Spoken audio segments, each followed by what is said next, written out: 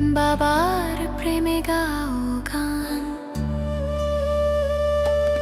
জ্ঞান রত্ন নাও তুলে, দুঃখ সব যাও ভুলে, এসো করি মন্থন, ছিড়বে মায়ার বন্ধন।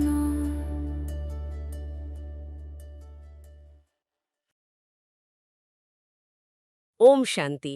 প্রিয় রুহানি ভাই ও বোনেরা, আজ ২০ ফেব্রুয়ারি ২০২৬-এর মধুর মুরলি মন্থনে আপনাদের অনেক অনেক স্বাগত। ওম শান্তি। আজ বাবা আমাদের অন্তরের তৃষ্ণা মিটিয়েছেন। একদম। আজকের মুরলির প্রত্যেকটা মহাবাক্য যেন আত্মাকে ভেতর থেকে নাড়িয়ে দেওয়ার মতো। এটা তো শুধু একটা লাইন নয়, এটা বাবার চূড়ান্ত সত্য বচন। বাবা বলেছেন, মিষ্টি বাচ্চারা, তোমাদের উপার্জন করার অনেক শখ থাকা উচিত, এই পড়াশোনাই হলো উপার্জন। হুম। বাবা আজ উপার্জনের আসল সংজ্ঞাটা আমাদের বুদ্ধিতে একদম স্পষ্ট করে দিচ্ছেন। ঠিক, আমাদের তো কত রকমের শখ থাকে। হ্যাঁ, এই যে জগতে আমরা কত কিছু ভাবি, কেউ ডাক্তার হবে, কেউ ইঞ্জিনিয়ার, কত বড় বড় স্বপ্ন দেখে। আর বাবা বলছেন, সেই পড়াশোনাও উপার্জন। কিন্তু সেই উপার্জনের মেয়াদ কতটুকু? বাবা প্রশ্নটা সেখানেই করছেন। ওটা তো শুধু এই একটা জন্মের জন্য, এই মৃত্যু লোকের জন্য। এই পুরনো দুনিয়ার সাথেই শেষ। একদম। বাবা বোঝাতে চাইছেন যে জাগতিক পড়া দিয়ে যা উপার্জন হয় তা তো ওই দেহের সাথে সম্পর্কিত, আর তাই দেহের সাথেই শেষ হয়ে যায়। একটু যদি গভীরভাবে ভাবি, একজন ব্যক্তি ধরুন সারা জীবন কঠোর পরিশ্রম করলেন, অনেক বড় ডাক্তার হলেন, নাম, যশ, খ্যাতি, অনেক কিছু। অনেক ধন সম্পত্তি উপার্জন করলেন, কিন্তু যেই মুহূর্তে বিনাশের আগুন সবকিছু গ্রাস করবে, তখন তো সব শেষ। তখন ওই সমস্ত জাগতিক উপার্জন, সমস্ত ডিগ্রি, পদমর্যাদা সবকিছুই ভস্মীভূত হয়ে যাবে। বাবা বলছেন তখন হাত আবার খালি হয়ে যাবে। এটাই তো জাগতিক উপার্জনের পরিণতি। ঠিক। কিন্তু বাবা যে পড়াশোনাটা আমাদের করাচ্ছেন, এই রাজযোগের পড়া, এটাই হলো সত্যিকারের শাশ্বত উপার্জন। অবিনাশী উপার্জন। হ্যাঁ, অবিনাশী। কারণ এই পড়া দিয়ে আমরা কোনো একটা জন্মের জন্য নয়, বরং পুরো ২১ জন্মের জন্য নিজেদের ভাগ্য তৈরি করছি। নতুন দুনিয়ার জন্য বিষ্ণুপুরীর মালিকানা। একদম। বিষ্ণুপুরী মালিকানার উত্তরাধিকার আমরা এই পড়া দিয়েই অর্জন করি। তাই বাবা বলছেন, জাগতিক উপার্জনের শখ তো অনেকেই রাখে, কিন্তু মিষ্টি বাচ্চাদের এখন এই আধ্যাত্মিক উপার্জনের শখ রাখতে হবে। কারণ এই উপার্জন আত্মার সাথে যায়। ঠিক, এই উপার্জন বিনাশী নয়, অবিনাশী। আর যদি আমরা এই পড়াকে গুরুত্ব না দিই, তবে তো ২১ জন্মের উত্তরাধিকার থেকে বঞ্চিত হতে হবে। হ্যাঁ, যদি বাবার মুরলিকে সাধারণ কথা ভেবে অবহেলা করি আর ওই জাগতিক উপার্জনের নেশায় ডুবে থাকি, তাহলে তো নিজেকেই ঠকাতে হবে। বিনাশের সময় তখন শুধু আফসোস থাকবে। তখন মনে হবে বাবা তো সময় থাকতে সাবধান করেছিলেন, কিন্তু আমরাই বুদ্ধিকে কাজে লাগাইনি। তাই বাবা আজ আবার আমাদের সাবধান করছেন। আসল উপার্জন কোনটি, তার সময় থাকতে চিনে নিতে হবে। এই জ্ঞানই তো সেই উপার্জন যা আত্মাকে দেবত্ব পদে বসায়।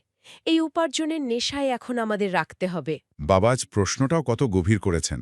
জ্ঞানবিহীন কোন খুশির কথাও বিঘ্নরূপে পরিণত হয়। আর উত্তরে বাবা যা বলেছেন তা তো আরও বেশি মনন করার মতো।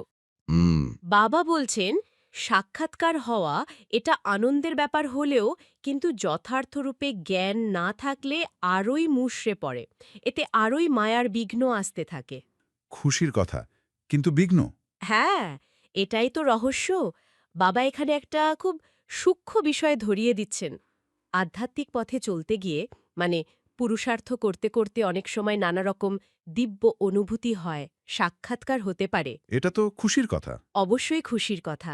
কিন্তু বাবা বলছেন, যদি আত্মার কাছে যথার্থ জ্ঞান না থাকে, তবে এই খুশি বিঘ্নের কারণ হয়ে দাঁড়ায়।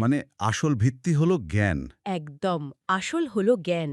ধরা যাক, যোগে বসে কারোর বাবার বিন্দুরূপের দর্শন হল, খুব ভালো কথা। কিন্তু যদি তার কাছে এই জ্ঞানটা না থাকে যে এই বিন্দু কে, ইনি পরমপিতা পরমাত্মা। হ্যাঁ, ইনি দুঃখহর্তা সুখকর্তা, এর কর্তব্য কি, এই জ্ঞান না থাকলে সেই দর্শন তাকে আনন্দ দেওয়ার বদলে আরও বিভ্রান্ত করে দেবে। সে হয়তো ভাববে শুধু একটা বিন্দু দেখলাম, এর মানে কি? ঠিক, বা হয়তো ভাববে আমি তো কৃষ্ণের রূপ দেখতে চেয়েছিলাম। তখন সে মুষড়ে পড়বে। তার পুরুষার্থের গতিও কমে যাবে। আর মায়া এই সুযোগটাই নেয়। একদম। মায়া এই পরিস্থিতিকে একটা বড় বিঘ্ন হিসেবে ব্যবহার করে। জ্ঞানহীন সাক্ষাৎকার দুটো বড় বিপদ নিয়ে আসে। প্রথমটা হলো অহংকার। আমার সাক্ষাৎকার হয়েছে, আমি বিশেষ কেউ। ঠিক তাই। আত্মা ভাবতে শুরু করে, আমি নিশ্চয়ই বাবার খুব কাছের। এই যে সূক্ষ্ম অহংকার, এটাই তাকে পড়া থেকে, মুরলি থেকে, সেবা থেকে দূরে সরিয়ে দেয়। আর তার পতন শুরু হয়। আর দ্বিতীয় বিপদ হল হতাশা। যদি সাক্ষাৎকারের অর্থ বোঝা না যায়, বা ধরুন সাক্ষাৎকার হওয়া বন্ধ হয়ে গেল, তখন আত্মা হতাশ হয়ে পড়ে। আমার যোগ লাগছে না, বাবা হয়তো খুশি নন। এই ধরনের চিন্তা আসে। এই হতাশা আত্মাকে আরও দুর্বল করে দেয়। বাবা তো বলেন, ভক্তিমার্গে মানুষ কত কঠোর তপস্যা করে এক ঝলক দর্শনের জন্য। আর এখানে বাবা অনায়াসে করান। কিন্তু বাবা বলছেন, জ্ঞান না থাকলে সেই সাক্ষাৎকারের দ্বারা কোনো সদ্গতি হয় না। আত্মার বিকর্ম বিনাশ হয় জ্ঞান আর যোগের মাধ্যমে। সাক্ষাৎকার লক্ষ্য নয়, পথের একটি অভিজ্ঞতা মাত্র। একদম সঠিক। আমাদের আসল লক্ষ্য হল বাবাকে জেনে, তার শ্রীমত অনুসারে চলে, তাকে নিরন্তর স্মরণ করে নিজের কর্মের খাতা পরিষ্কার করা। জ্ঞানী পথ দেখায়, আর যোগ শক্তি দেয়। তাই সাক্ষাৎকারের পিছনে না ছুটে জ্ঞান এবং যোগের উপরই সম্পূর্ণ মনোযোগ দিতে হবে। বাবা যখন পরমপিতা, পরম শিক্ষক এবং সদ্গুরু এই ৩ রূপের ব্যাপারে বলেন, তখন বোঝা যায় উনি আমাদের কত স্নেহ করেন। ঠিক তাই, বাবার এই ৩টি রূপের মধ্যেই তো আমাদের সম্পূর্ণ যাত্রার পুরো রহস্যটাই লুকিয়ে আছে। এই ৩টি সম্পর্ককে একসাথে বুদ্ধিতে রাখা। হ্যাঁ, এটাই তো সম্পূর্ণ পুরুষার্থ। যখন আমরা বাবাকে পরম পিতারূপে স্মরণ করি, তখন আমরা তার সন্তান হিসেবে ২১ জন্মের জন্য স্বর্গের উত্তরাধিকার বা বর্ষার অধিকারী হই। এই অনুভূতি আত্মসম্মানকে জাগিয়ে তোলে। অবশ্যই, আমরা বুঝতে পারি আমরা সাধারণ আত্মা নই, আমরা স্বয়ং পরম পিতার সন্তান।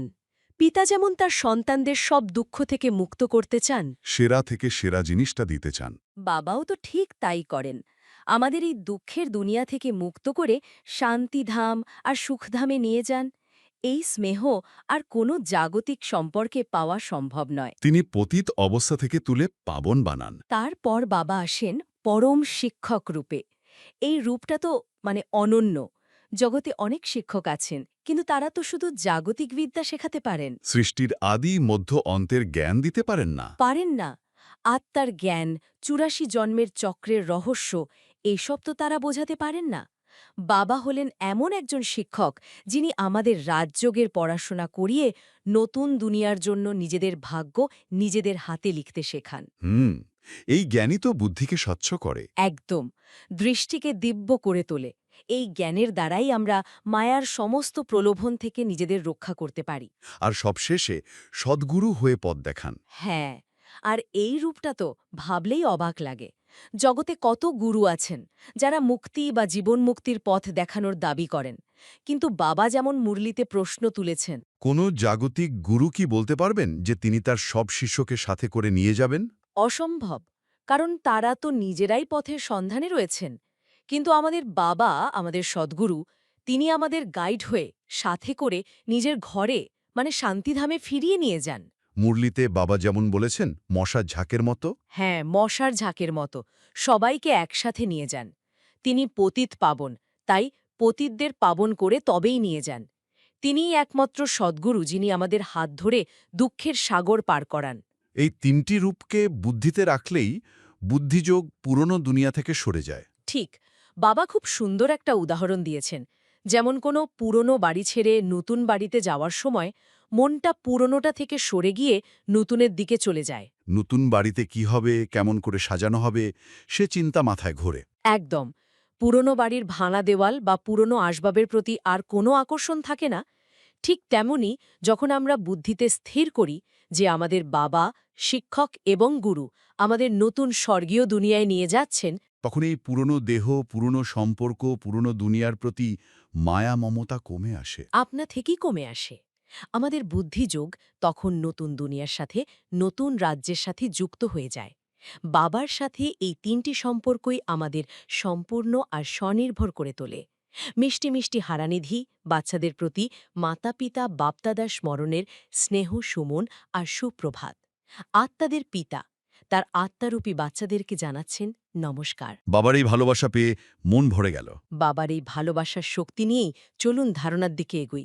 আর আজ বাবা আমাদের পুরুষার্থের জন্য খুব খুব গভীর একটা বিধি শিখিয়েছেন। ধারণার জন্য যে মুখ্য সার দিয়েছেন, ওগুলো যেন সারাদিনের চলার পথের দুটো আলো। তাহলে আর অপেক্ষা কেন, চলুন সেই আলোর গভীরে যাই। কি বলেছেন বাবা আজ? বাবার আজকের প্রথম মহাবাক্য হল 1. নিজের দুর্বলতাকে লুকানো, নিজেকে ঠকানো, সেই জন্য কখনোই নিজেকে ঠকাতে নেই। আর এর সাথেই দ্বিতীয়টা হল 2. নিজের উচ্চভাগ্য তৈরি করার জন্য কোনো নিয়ম বিরুদ্ধ কাজ করতে নেই। পড়াশোনার শখ থাকতে হবে, নিজ সম তৈরি করার সেবা করতে হবে। বাহ, প্রথম পয়েন্টে নিয়েই আগে ভাবা যাক। নিজের দুর্বলতাকে লুকানো, নিজেকে ঠকানো। কথাটা শুনতে যত সহজ, জীবনে পালন করা ততটাই কঠিন মনে হয়। কঠিন তো বটেই। বাবা কেন এটাকে সরাসরি নিজেকে ঠকানো বলছেন? এর গভীরতাটা কোথায়? এর গভীরতা অনেক। ভাবুন, একজন রোগীর পেটে ব্যথা, সে ডাক্তারের কাছে গিয়ে বলল তার মাথায় ব্যথা। হ্যাঁ, তাহলে তো ডাক্তার মাথার ব্যথারই ওষুধ দেবেন, আসল রোগটা তো সারবেই না। ঠিক তাই, তার আসল রোগটা তো ভেতরে বাড়তেই থাকবে। আমাদের বাবা হলেন সর্বশ্রেষ্ঠ সার্জন। তিনি আমাদের আত্মার সব রোগ, সব দুর্বলতা সারিয়ে দিতে প্রস্তুত। কিন্তু আমরা যদি তার কাছেই লুকিয়ে রাখি, আমরা যদি তার কাছে আমাদের দুর্বলতা, যেমন ধরুন সূক্ষ্ম অহংকার বা কোনো পুরনো অভ্যেস বা কারোর প্রতি একটা বিরক্তির ভাব, এগুলো লুকিয়ে রাখি আর বাইরে থেকে দেখাই যে আমি খুব ভালো আছি, সব ঠিক আছে, তাহলে বাবা চিকিৎসা করবেন কিভাবে? আমরা বাইরে থেকে সেজে গুজে রইলাম, কিন্তু ভেতরে আত্মা তো দুর্বল হয়ে যাচ্ছে। এটাই তো নিজেকে ঠকানো। এটা তো আমরা সারাদিনই করি, বিশেষ করে কর্মক্ষেত্রে। আমার একটা উদাহরণ মনে পড়ছে। ধরুন, আমার অধীনে একজন কাজ করে, সে একটা ভুল করেছে। আচ্ছা। বসের মিটিংয়ে যখন প্রশ্ন উঠল, আমি হয়তো এমনভাবে উত্তরটা দিলাম যাতে মনে হলো ভুলটা সিস্টেমের বা অন্য কারোর। আমি সরাসরি মিথ্যে বললাম না, কিন্তু কিন্তু আপনার যে দুর্বলতা, মানে আপনার টিমকে ঠিকভাবে গাইড করতে না পারার দুর্বলতাটা, হ্যাঁ, ওটা লুকিয়ে ফেললেন। একদম। তখন হয়তো নিজেকে সুরক্ষিত মনে হলো, কিন্তু আত্মা তো জানে আমি সৎ ছিলাম না। এই বোঝাটা তো ভেতরে থেকেই যায়। শুধু তাই নয়, এর একটা আরও সূক্ষ্ম দিকও আছে। যখন আমরা দুর্বলতা লুকাই, আমরা আসলে নিজের ওপরই বিশ্বাস হারিয়ে ফেলি। আমরা ভাবতে শুরু করি যে আমাদের আসল রূপটা যদি সবাই দেখে ফেলে, তাহলে হয়তো আমাদের আর গ্রহণ করবে না। এই ভয় থেকেই তো লুকানোর প্রবণতাটা আসে। আর বাবা আমাদের শেখাচ্ছেন, তুমি যেমন আছো ঠিক তেমনভাবেই আমার সামনে এসো। সবটা নিয়ে, সব দুর্বলতা আমাকে দাও, আমি তোমাকে শক্তি দিয়ে পরিবর্তন করব। এই যে সত্যতা, সাহস, এটাই হলো পুরুষার্থের প্রথম পদক্ষেপ। আর বাড়িতে তো এটা আরও বেশি হয়, তাই না? হয়তো পরিবারের কোনো সদস্যের কোনো কথায় আমার খুব খারাপ লেগেছে, ভেতরে একটা অস্বস্তি হচ্ছে। হ্যাঁ, হয়। কিন্তু সম্পর্ক ঠিক রাখার জন্য আমি হাসি মুখে কথা বলে যাচ্ছি, যেন কিছুই হয়নি। বাবাকে এই মেকি আচরণটাকেও দুর্বলতা লুকানো বলবেন? অবশ্যই। এটাকে বলা হয় মনের ভাব চেপে রাখা। আমরা শান্তি বজায় রাখার নামে নিজের ভেতরের অশান্তিকে অস্বীকার করি। কিন্তু সমাধানটা কি? ঝগড়া করা তো সমাধান নয়। না, ঝগড়া করা সমাধান নয়, কিন্তু ভান করে চলাও সমাধান নয়। আসল সমাধান হলো প্রথমে বাবার সামনে বসে নিজের মনের অবস্থাটা স্বীকার করা। সৎভাবে বলা, বাবা আমার খারাপ লেগেছে, আমার ভেতরে এই সংকল্প চলছে। আচ্ছা, যখন আমরা এটা স্বীকার করি, তখন বাবার থেকে শক্তি মেলে। সেই শক্তি নিয়ে হয়তো আমরা শান্তভাবে সেই ব্যক্তির সাথে কথা বলতে পারি, অথবা নিজের মনকে বোঝাতে পারি, কিন্তু না লুকিয়ে, সামনা করে। এই জন্যই তো রাতে চার্ট রাখাটা এত জরুরি। ওটা হলো বাবার ক্লিনিকে আত্মার প্রতিদিনের একটা চেকআপ। একদম ঠিক। খুব পরিষ্কার হলো। এবার দ্বিতীয় পয়েন্টটাতে আসি। নিজের উচ্চভাগ্য তৈরি করার জন্য কোনো নিয়ম বিরুদ্ধ কাজ করতে নেই। এখানে নিয়ম বলতে বাবা কোনগুলোর কথা বলছেন? আর উচ্চভাগ্য মানে কি ভালো চাকরি, অনেক টাকা পয়সা? না, একেবারে জাগতিক কিছু নয়। বাবার দেওয়া নিয়ম হলো আমাদের আত্মার সুরক্ষা কবচ। সুরক্ষা কবচ? হ্যাঁ, যেমন অমৃতবেলা যোগ, মুরলি ক্লাস করা বা মনন করা, সাত্ত্বিক ভোজন করা, কারো দোষ না দেখা, এই মর্যাদাগুলোই হলো নিয়ম। এগুলো ভাঙা মানে নিজের ভাগ্যকেই দুর্বল করে দেওয়া। আর উচ্চভাগ্য? উচ্চভাগ্য মানে হলো আত্মার শ্রেষ্ঠ স্থিতি, অর্থাৎ সম্পূর্ণ নির্বিকারী, শতপ্রধান স্থিতি। যেখানে মন শান্ত, বুদ্ধি স্বচ্ছ আর সংস্কারে শুধু দৈবী গুণ। এটাই তো সত্যযুগী রাজ্যের রাজত্বের অধিকার। 21 জন্মের ভাগ্য। হ্যাঁ, এই ভাগ্য 21 জন্মের জন্য। জাগতিক ভাগ্য তো আজ আছে, কাল নেই। আর এর সাথে বাবা দুটো চাবি দিয়েছেন, পড়াশোনার শখ থাকতে হবে আর নিজ তৈরি করার সেবা করতে হবে। পড়াশোনার শখ, এই কথাটার মধ্যে একটা অন্যরকম অনুভূতি আছে। শুধু পড়া নয়, শখ। ঠিক তাই। শখ মানে হলো একটা আন্তরিক টান। যেমন দুনিয়াতে কারোর নতুন ফোন বা গাড়ি কেনার শখ থাকে, সেই সারাদিন ওটার কথাই ভাবে, সেটার পিছনে সময় দেয়, তাই না? হ্যাঁ, একটা প্যাশন থাকে। আমাদের কি এই জ্ঞানের জন্য সেই রকম শখ বা প্যাশন আছে? মুরলি পড়ার সময় কি মনে হয়, বাহ, আজ বাবা আমার জন্য কি গুপ্তধন পাঠিয়েছেন? নাকি শুধু একটা নিয়ম পালনের মতো করে পড়েনি? এটা তো সোচনেওয়ালি বাত। শখ থাকলে মনন নিজে থেকেই হবে। তখন জ্ঞানের এক একটা পয়েন্ট নিয়ে সারা দিন খেলা চলবে। সেই পয়েন্টটাকেই স্বদর্শন চক্রে ঘুরিয়ে দেখব, আমার জীবনে এটা কোথায় প্রয়োগ হবে। এই গভীর আগ্রহটাই হলো পড়াশোনার আসল শখ। আর নিজ তৈরি করার সেবা, এটা কি শুধু অন্যদের জ্ঞান শোনানো বা সেন্টারে নিয়ে আসা? না, ওটা তো স্থূল সেবা। এটা তার থেকে অনেক গভীর। এর আসল অর্থ হল আমাদের চালচলন, আমাদের মুখ, আমাদের স্থিতি, সব কিছুই যেন বাবার জ্ঞানের এক জীবন্ত উদাহরণ হয়ে ওঠে। মানে আমাদের জীবনটাই যেন একটা মেসেজ হয়ে যায়। একদম। কেউ যখন আমাদের দিকে তাকাবে, আমাদের জীবনে শান্তি আর স্থিরতা দেখে সে নিজে থেকেই প্রশ্ন করবে, আপনারা এমন কি করেন যে এত শান্ত থাকেন? তখন আমাদের মুখ খোলার আগেই আমাদের ভাইব্রেশন সেবা করে দেবে। নিজ তৈরি করা মানে আমাদের দেখে যেন অন্যদেরও বাবার সন্তান হওয়ার ইচ্ছে জাগে। এটাই হলো শ্রেষ্ঠ সেবা। হ্যাঁ, আমরা কাউকে বদলানোর চেষ্টা করছি না, আমরা নিজে বদলে গিয়ে অন্যদের প্রেরণা দিচ্ছি। বাহ! এই গভীর ধারণার পরেই বাবা আমাদের শক্তি দেবার জন্য একটি বরদান দিয়েছেন। আমার মনে হয় এটা শুধু একটা আশীর্বাদ নয়, এটা বাবার দেওয়া একটা বড় দায়িত্ব, আমাদের স্মৃতির ব্যাটারিকে শক্তিশালী করার চাবিকাঠি। কি সেই বড়দান? বাপদাদা বলেছেন, অমৃত বেলার সহযোগ বা শ্রীমতের পালনার দ্বারা স্মৃতিকে সমর্থবান বানানো স্মৃতিস্বরূপ ভব। স্মৃতি স্বরূপ ভব, এর অর্থটা ঠিক কি? এটা কি সারাদিন নিজেকে জোর করে মনে করানো যে আমি আত্মা, আমি শান্ত স্বরূপ? এই চেষ্টায় তো আরও ক্লান্তি আসে। না না, চেষ্টা করা নয়, হয়ে যাওয়া। স্মৃতিস্বরূপ মানে হল সেই স্থিতিতে সহজ এবং স্বাভাবিকভাবে থাকা। ও আচ্ছা। যেমন একজন ডাক্তারকে কি বারবার নিজেকে মনে করাতে হয় যে আমি একজন ডাক্তার? বা একজন মাকে কি চেষ্টা করে মনে রাখতে হয় যে আমি একজন মা? না, ওটা তো তার স্বাভাবিক পরিচয়, তার স্বরূপ। ঠিক তেমনি, আমি এক আত্মা, শিব বাবার সন্তান, আমি পবিত্র, আমি শান্ত। এই স্মৃতিটা যেন আমাদের চেষ্টার বিষয় না হয়ে যায়, আমাদের স্বাভাবিক স্বরূপ হয়ে যায়। সারা দিনের প্রত্যেকটা কাজে, প্রত্যেকটা সংকল্পে এই স্মৃতি যেন ব্যাকগ্রাউন্ডে সহজভাবে চলতে থাকে। আর বাবা এর উপায়ও বলে দিয়েছেন, অমৃতবেলার সহযোগ। অমৃতবেলার এমন কি বিশেষত্ব আছে যা আমাদের স্মৃতিকে এতটা শক্তিশালী বা সমর্থ করতে পারে? অমৃত বেলার সময়, অর্থাৎ ব্রাহ্ম মুহূর্তে, গোটা প্রকৃতি আর ব্রহ্মাণ্ডে এক গভীর সাত্ত্বিক আর শান্ত পরিবেশ থাকে। জাগতিক সব ভাইব্রেশন তখন সবচেয়ে কম থাকে। একটা নিস্তব্ধতা থাকে। হ্যাঁ, সেই পরম শান্ত সময়ে বাবা, যিনি জ্ঞানের সাগর, শান্তির সাগর, তিনি তার সন্তানদের সাথে দেখা করতে আসেন। আমরা তখন সরাসরি বাবার থেকে শক্তি, পবিত্রতা আর শান্তির কিরণ নিতে পারি।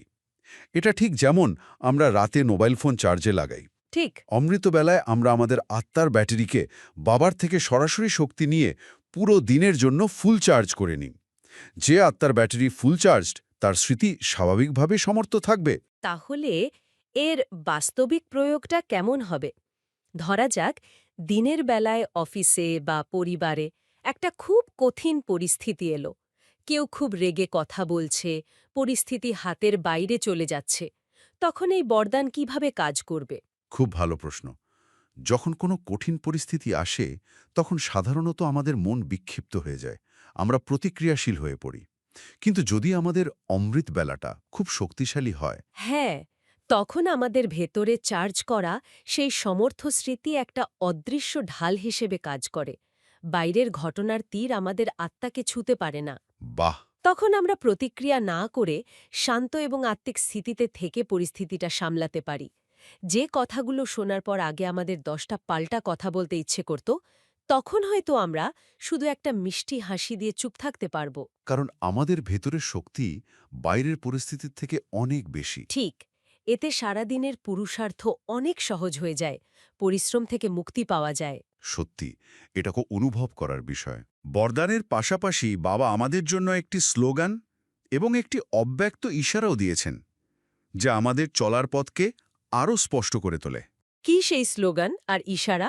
স্লোগানটি হল, স্মরণ আর নিঃস্বার্থ সেবার দ্বারা মায়াজিত হওয়াই হল সদা বিজয়ী হওয়া। হুম, আর অব্যক্ত ইশারাটি হল, একতা আর বিশ্বাসের বিশেষত্বের দ্বারা সফলতা সম্পন্ন হও। বাবা এর ব্যাখ্যায় বলেছেন, ব্রাহ্মণ পরিবারের সম্পর্ক যেন আত্মার সাথে আত্মার বা ফরিস্তার সাথে ফরিস্তার মতো হয়। এই অব্যক্ত ইশারাটা খুব গভীর। ব্রাহ্মণ পরিবারের সম্পর্ক ফরিস্তার সাথে ফরিস্তার মতো, এর মানে কি? এটা বাস্তবে কিভাবে সম্ভব? এর অর্থ হল, যখন আমরা সংগঠনে বা পরিবারে অন্য কোনো ব্রাহ্মণ আত্মার সঙ্গে কথা বলছি বা ব্যবহার করছি, তখন আমরা যেন তার বাহ্যিক আচরণ, তার কথা বা তার শারীরিক রূপ না দেখি। শুধু আত্মাকে দেখি। হ্যাঁ, আমরা যেন তার ভেতরের আত্মিক স্বরূপকে দেখি, তার ফরিস্তা রূপকে দেখি। প্রত্যেক আত্মার ভেতরেই তো বাবার দেওয়া বিশেষত্ব রয়েছে। আমরা যেন সেই বিশেষত্বকে দেখি, তার দুর্বলতাকে নয়। এটাই হলো অব্যক্ত ভাবের ভাষা। কিন্তু এটা বাস্তবে করা তো খুব কঠিন। সংগঠনে থাকলে প্রায়ই একে অপরের বিষয়ে নানা কথা কানে আসে, আর তাতে আমাদের সংকল্প চলতে থাকে, মনটা খারাপ হয়ে যায়। ঠিক এই কারণেই বাবা বলেছেন, কারো শোনা ভুলকে সংকল্পকেও স্বীকার করবে না আর করাবেও না। এর মানে হলো শোনা কথায় বিশ্বাস না করা। বিশ্বাস রাখতে হবে শুধু এক বাবার উপর। এক বাবার ওপর, ড্রামার ওপর আর ব্রাহ্মণ পরিবারের একতার ওপর। যখন আমরা অন্যের দোষ না দেখে তার বিশেষত্বকে দেখব, তখন আমাদের মধ্যে স্বাভাবিকভাবেই একতা আর একমত প্রতিষ্ঠিত হবে। আমাদের কম্পন বদলে যাবে। আর যখন আমাদের কম্পন শুদ্ধ হবে, তখন অন্যের ভুলও আমাদের প্রভাবিত করতে পারবে না। একদম। আর বাবা বলেছেন, যখনই এই স্থিতি তৈরি হবে, তখনই আমাদের দ্বারা বাবা প্রত্যক্ষ হবেন। হ্যাঁ, তখন আমাদের আচরণ, আমাদের একতা, আমাদের মুখের দিব্যতা দেখেই বাইরের দুনিয়ার মানুষ বুঝবে যে এদের নিশ্চয়ই স্বয়ং ভগবান চালাচ্ছেন।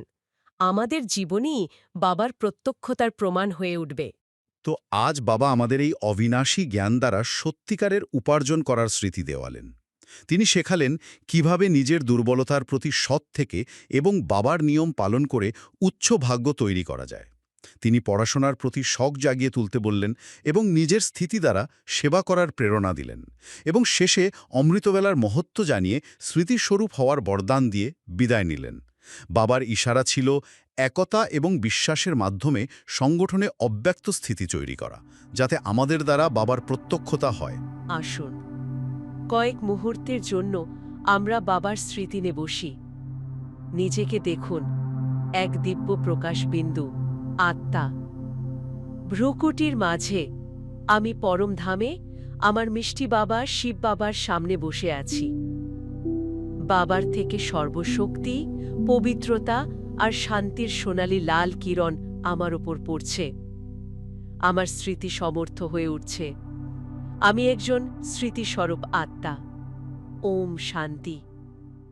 আসুন, বাবার সামনে প্রতিজ্ঞা করি, আমি সদা বাবার শ্রীমত পালন করে নিজের স্মৃতিকে সমর্থ বানাব। কমেন্টে লিখুন সমর্থ আত্মা। ওম শান্তি। ওম শান্তি।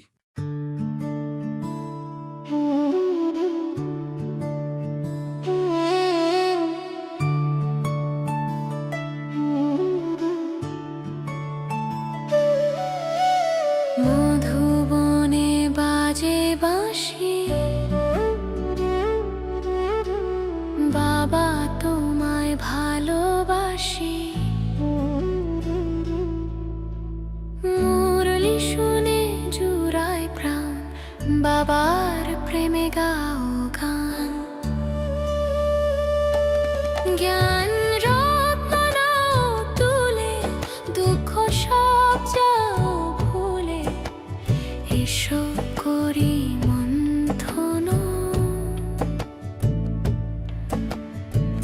ফিরবে মায়ার বন্ধন।